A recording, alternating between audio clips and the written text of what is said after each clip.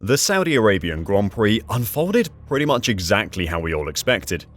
Max Verstappen stormed away after turn 1, and that was the last we saw of him as he strolled to a ridiculous 19th win in 20 races. What we weren't expecting though was an 18-year-old F2 driver to beat out the likes of Lewis Hamilton and Lando Norris while driving for Ferrari. Carlos Sainz's appendicitis diagnosis on Friday morning meant that Oliver Bearman took centre stage at the Jeddah Corniche Circuit, and an error-free, short-notice debut has put him right in contention for an F1 seat in 2025. But are fans jumping the gun, calling for him to have a seat? Oliver Bearman's stunning debut drive for Ferrari in Saturday's Saudi Arabian Grand Prix will have made every team on the grid take note.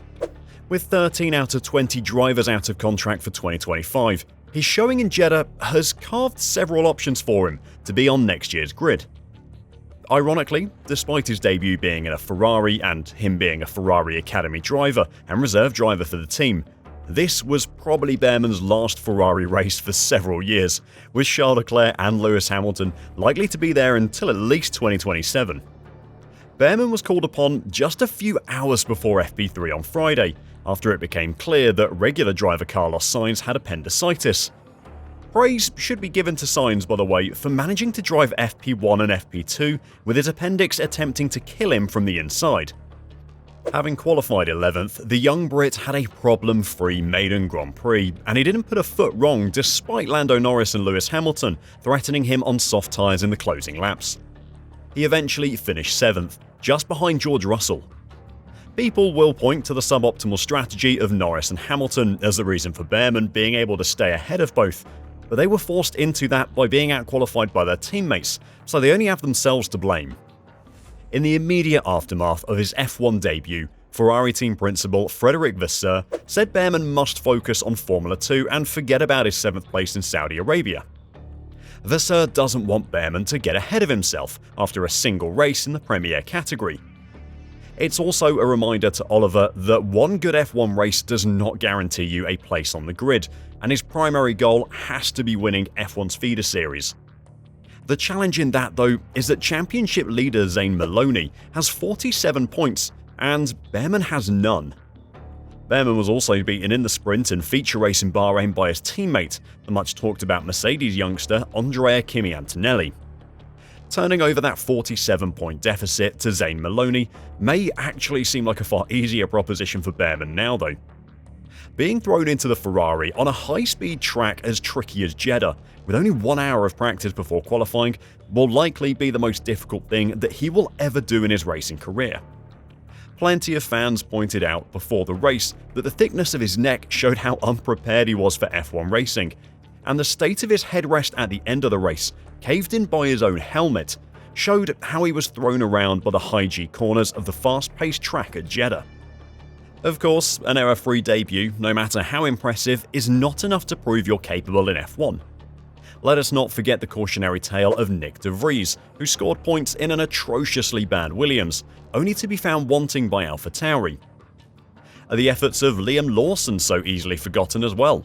He stepped into the wet-dry-wet race at Zandvoort in place of Daniel Ricciardo, with the same amount of warning as Bearman did, and beat teammate Yuki Tsunoda in 4 of the 5 races he started, scoring points once and finishing every race. Don't take anything away from Oliver, his drive in Saudi Arabia was incredibly impressive and deserves all the praise it is receiving. But does it mean he'll be a success in F1 long term? Absolutely not. We won't know the answer to that question until we see him in F1 for a whole season or more. Nonetheless, his drive has added another level of complexity to the already wild-looking 2024 silly season. At this point, you need a massive corkboard, printed faces, plenty of string, and a slightly desperate look in your eyes to piece together the conspiracy theory madness that will unlock the final look of the 2025 grid. I'm talking Charlie from It's Always Sunny in Philadelphia crazy. And let's not even get started on the state of Red Bull and the Verstappen and Marco versus Horner fight that seems so ridiculous it has to be both entirely speculation and 100% true at the same time.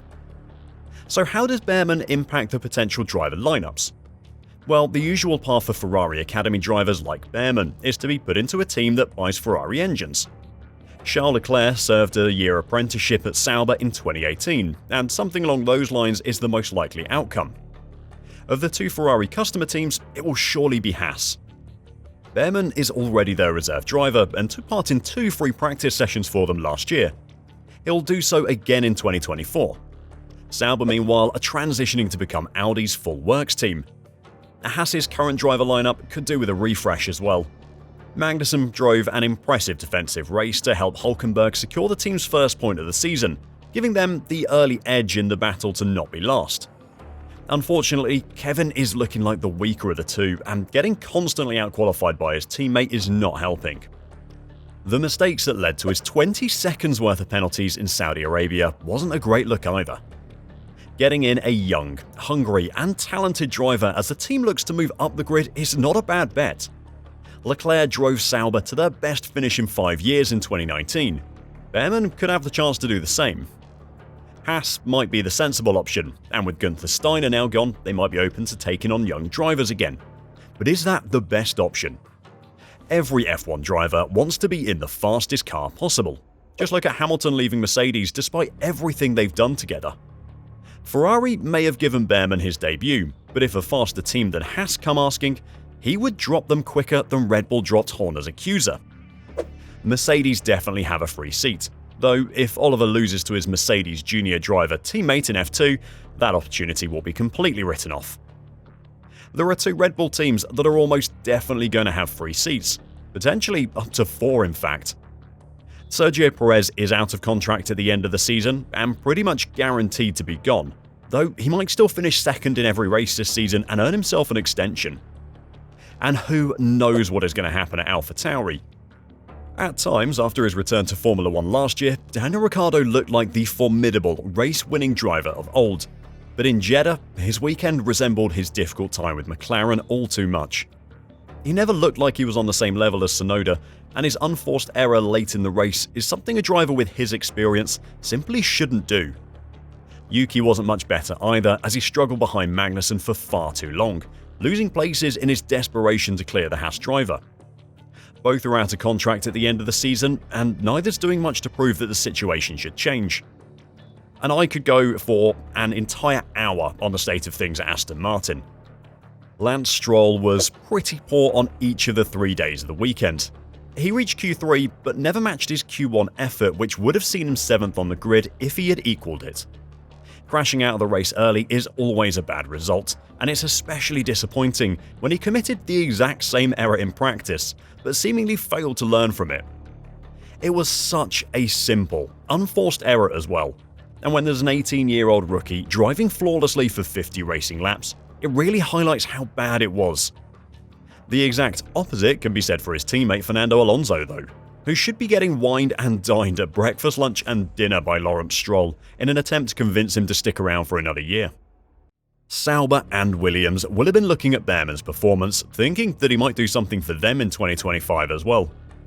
Logan Sargent's dependably unimpressive performances are doing little to convince team boss James Vowles that the faith placed in him late on in 2023 is going to be rewarded. While Valtteri Bottas was a phenomenal servant to Mercedes and Lewis Hamilton for 5 years, he hasn't really been doing a lot to prove he's any better than his teammate Zhou Guanyu, and with both out of contract at the end of the season, there will be spaces there as well. Speaking after the race on Sunday, Ferrari boss Frederic Vasseur summed up Oliver's performance by saying, "The fact he did a short weekend, without FP1, FP2, without any mistake, for me, it's unrealistic. Honestly, I was completely impressed by this in Jeddah, between the walls, skipping FP1, FP2, directly almost in quali. There is a long way for him to go yet, and a lot of work to do this year in F2, but Bearman certainly made a statement in Saudi Arabia, and he could have a huge impact on how the final grid unfolds in 2025. But what did you think of his driving? And where would you like to see him if he does enough in F2 to earn a drive next year? Let me know your thoughts in the comments down below, and until next time, drive safe and bye for now.